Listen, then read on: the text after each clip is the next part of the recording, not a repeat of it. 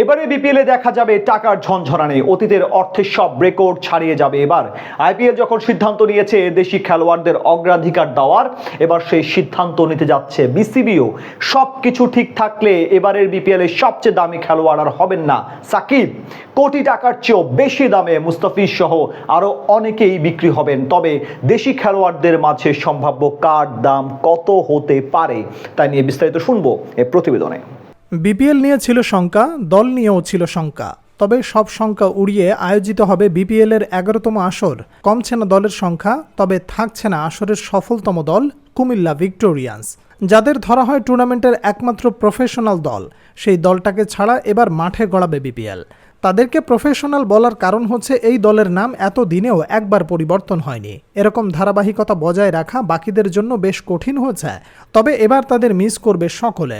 তবে তাদের অনুপস্থিতিতে ফিরে এসেছে রাজশাহী। মোট 3টি দল ভিন্ন মালিকানায় এবার মাঠে গড়াবে বিপিএলের 11তম আসর। আগামী ডিসেম্বরের শেষে মাঠে গড়ানো টুর্নামেন্ট শেষ হবে ফেব্রুয়ারিতে। এদিকে এবার বিপিএলে বাড়তে যাচ্ছে দেশি প্লেয়ারদের দাম। ড্রাফট বাদ দিয়ে সরাসরি চুক্তিতে যাদের কিনতে যাচ্ছে দলগুলো, তাদের জন্য গুনতে হবে মোটা অঙ্কের অর্থ। বিশেষ করে কুমিল্লা ভিক্টোরিয়ান্স না থাকায় তাদের কিছু খেলোয়াড় সরাসরি চুক্তিতে দল পেতে যাচ্ছে। দলের খেলোয়াড়দের মাঝে অন্যতম হচ্ছেন লিটন কুমার দাস, মুস্তাফিজুর রহমান ও তাওহিদ হৃদয়।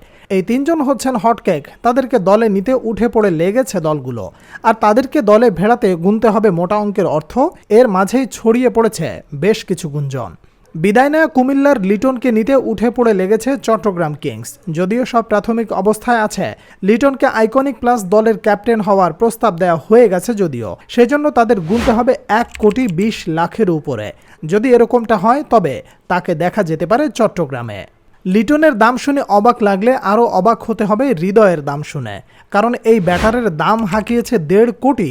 অর্থাৎ কেউ তাকে দলে নিতে চাইলে গুনতে হবে 1.5 কোটি টাকা। দামের ভাবনায় এবার বাদ পড়তে যাচ্ছেন ক্যাপ্টেন নাজমুল হোসেন শান্ত। কেউ তাকে দলে নিতে চাইলে তাদেরকেও গুনতে হবে 1.10 কোটি টাকার মতো। এছাড়াও মাহমুদুল্লাহ মুশিদের মতো সিনিয়র ক্রিকেটারদের নিতে হলেও গুনতে হবে 1 কোটি টাকার উপরে। তবে এদের কেউ এবার বিপিএল এর সবচেয়ে দামি খেলোয়াড় হতে পারছেন না। কি ভাবছেন সাকিব হবে সবচেয়ে দামি খেলোয়াড়? একেবারেই না। এবারই প্রথম দেশি খেলোয়াড়দের মাঝে কেউ টপকে যাচ্ছেন সাকিবকে।